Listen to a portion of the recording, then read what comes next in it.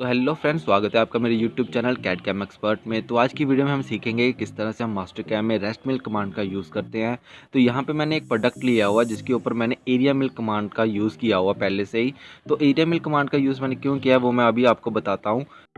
तो सबसे पहले आपको ये क्लियर कर देता हूँ कि रेस्ट मिल कमांड का यूज़ हम तब करते हैं जब हमने कोई पॉकेट को कट करना हो, क्योंकि जब भी हम किसी पॉकेट को कट करते हैं तब उसके जो एज कॉर्नर्स होते हैं उनमें जो टूल का रेडियस है वो बन जाता है। तो उस रेडियस को ख़त्म करने के लिए हम रेस्ट मिल कमांड का यूज़ करते हैं। तो यहाँ पे मैंने एरिया मिल जो कमांड ली हुई है वो आपको दिखाने के लिए दिया हुआ है कि किस तरह से हमारा जो टूल है पॉकेट करते टाइम जो कॉर्नर रेडियस है वो वहाँ पे छोड़ देता है। तो ये देखिए, आप देख सकते हो कि इसके कॉर्नर पे रेडियस जो है टूल ने छोड़ दिया है। तो इसी रेडियस को हम कम करने के लिए जो है रेस्ट मिल कमांड का यूज़ करेंगे।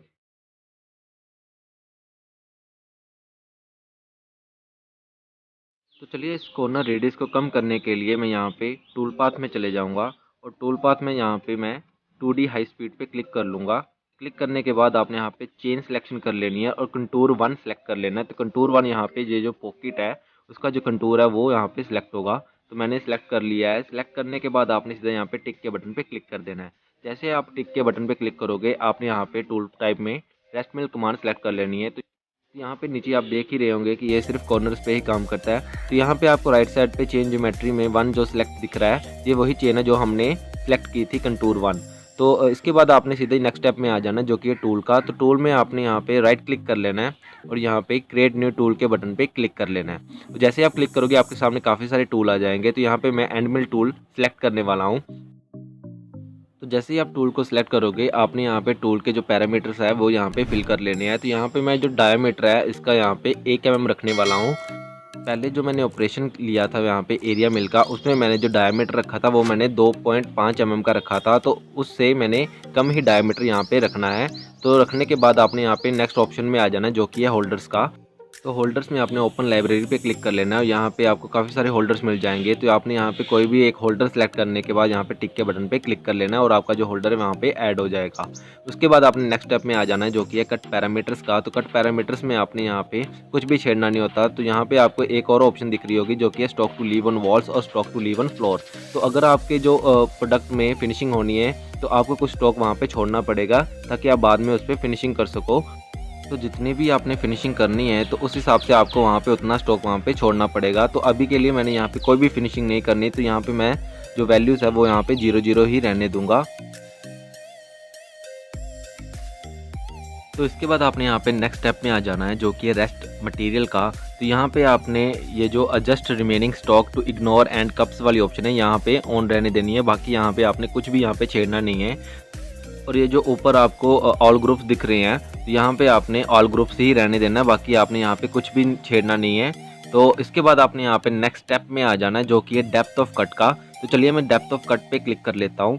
तो जैसे डेप्थ ऑफ क्लिक पे यहाँ पे मैं क्लिक करता हूँ तो यहाँ पे मेरे को डेप्थ ऑफ कट की ऑप्शन ऑन करनी पड़ेगी। और डेप्थ ऑफ कट मैंने आपको पहले भी काफ़ी सारी वीडियोस में बताया है।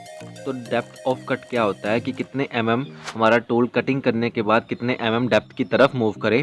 तो उसकी वैल्यू आपने यहाँ पे रफिंग वैल्यू जो है वहाँ पे फिल कर लेनी है। तो यहाँ पे मैंने जो रफिंग वैल्यू फिल की है वो है 1.5 की। तो इसी तरह आपने यहाँ पे फिनिशिंग वैल्यू भी यहाँ पे फिल कर लेनी है। तो फिनिशिंग वैल्यू जो होती है रफिंग वैल्यू से हमेशा कम होती है। तो यहाँ पे मैंने जो फिनिशिंग रखी है वो 0.7 mm। तो फिल करने के बाद यहाँ पे आपने नेक्स्ट स्टेप में आ जाना जो कि ट्रांजिशंस का। तो ट्रांजिशंस में आपको यहाँ पे एंट्री मेथड जो है आपको दो तरीके के एंट्री मेथड यहाँ पे शो हो रहे होंगे। एक तो प्रोफाइल रैम्प का और दूसरा एंट्री हेलिक्स का। तो यहाँ पे मैंने एंट्री हेलिक्स सेलेक्ट किया है क्योंकि मैं इसका रेडियस अपने हिसाब से यहाँ पे कंट्रोल कर सकता हूँ। तो यहाँ पे जो जितनी वैल्यू है वो मैं वहाँ पे डिफ़ॉल्ट वैल्यू ही रहने दूंगा और नेक्स्ट स्टेप में यहाँ पे आ जाऊँगा। तो नेक्स्ट स्टेप है हमारा ब्रेक थ्रू का। तो ब्रेक थ्रू की जो वैल्यूज़ है वो हमें यहाँ पे तब फिल करनी होती हैं जब हमारा जो टूल है वो मटेरियल के आर पार होना हो। तो यहाँ पे हमें अभी कुछ भी फिल नहीं करना। तो ये स्टेप हम स्किप कर देंगे। तो नेक्स्ट स्टेप जो है हमारा लिंकेज पैरामीटर्स का है। तो लिंकेज पैरामीटर्स में हमें ओवरऑल डेप्थ फिल करनी होती है जितनी हमारी कटिंग होनी है। तो यहाँ पे जो हमारी ओवरऑल कटिंग होनी है वो है 5 mm।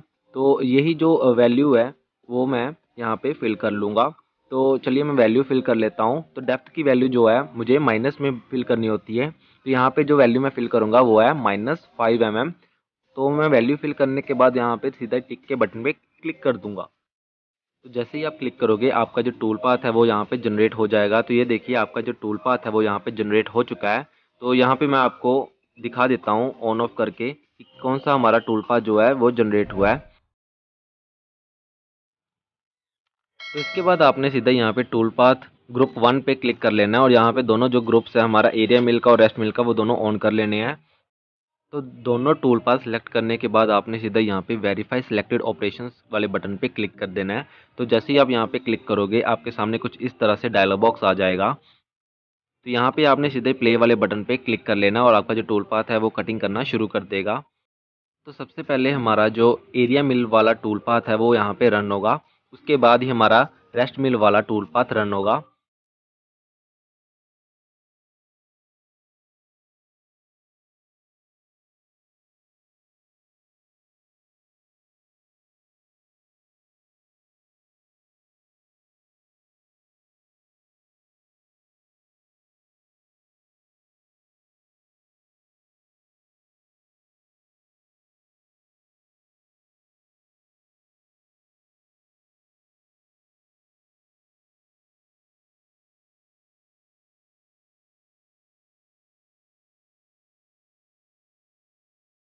तो ये देखिए रेस्ट मिल की वजह से अब जो कॉर्नर है उसका जो रेडियस है वो काफ़ी हद तक कम हो चुका हुआ है।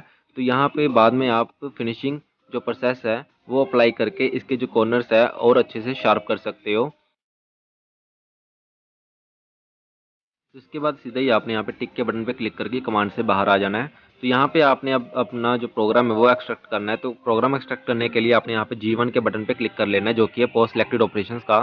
तो यहाँ पे आपने सीधा ही टिक के बटन पे क्लिक कर लेना और जैसे आप टिक के बटन पे क्लिक करोगे वो आपसे डेस्टिनेशन पूछेगा कि कहाँ पे आप अपना प्रोग्राम सेव करना चाहते हो। तो मैं अपना प्रोग्राम डेस्कटॉप पे सेव करने लगा हूँ। तो डेस्कटॉप पे मैं क्लिक करने के बाद यहाँ पे फाइल का कुछ भी नाम रख लूँगा। जैसे मैं टिक के बटन पे क्लिक करूँगा आपका जो प्रोग्राम है वो सेव होना शुरू हो जाएगा। तो प्रोग्राम सेव होने के बाद आपके सामने वो प्रोग्राम खुल के सामने आ जाएगा। तो ये देखिए मेरा प्रोग्राम जो है खुल के सामने आ चुका है। तो यहाँ पे आप अपने प्रोग्राम को एडिट भी कर सकते हो। तो चलिए मैं सबसे पहले आपको प्रोग्राम दिखा देता हूँ कि कितने नंबर ऑफ़ लाइंस इस प्रोग्राम में जनरेट हुई हैं। तो ये देखिए मैं आपको प्रोग्राम्स की लाइंस दिखाने लगा हूँ। तो यहाँ पे 3956 जो है इसने लाइंस जनरेट की हैं। तो यहाँ पे आप अपने प्रोग्राम को कॉपी भी कर सकते हो। तो कॉपी करने के लिए आपको सबसे पहले इस तरह से प्रोग्राम को सिलेक्ट करना होगा और यहाँ पे राइट क्लिक करके आपको कॉपी की ऑप्शन मिल जाएगी। तो आप यहाँ पे कॉपी करके इसको कहीं पे भी सेव कर सकते हो। तो ये थी हमारी आज की वीडियो। तो आपको ये वीडियो कैसी लगी मुझे नीचे कमेंट करके जरूर बताएं और वीडियो को लाइक और सब्सक्राइब करना ना भूलिएगा। धन्यवाद।